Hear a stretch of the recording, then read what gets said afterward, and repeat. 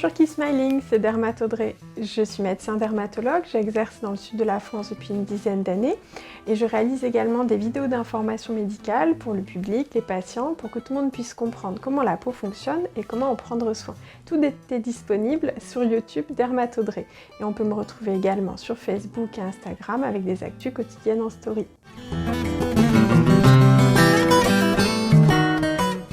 Deux types de complications des piercings au niveau de la langue ou des lèvres.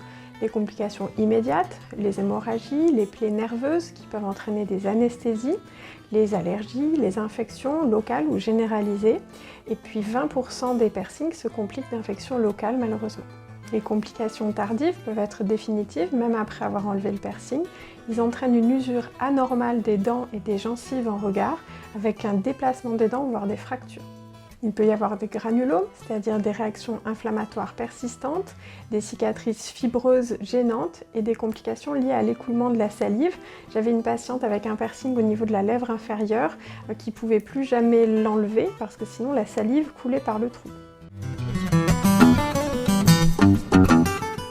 Quand on fait un piercing au niveau de la bouche, il est important de faire soigneusement les bains de bouche qui sont prescrits pour limiter le risque d'infection.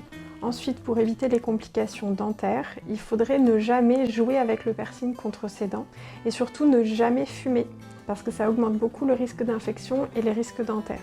C'est plus facile à dire qu'à faire bien sûr, mais réfléchissez bien, est-ce que ça vaut le coup de mettre en danger vos dents pour un truc à la mode? À vous de voir.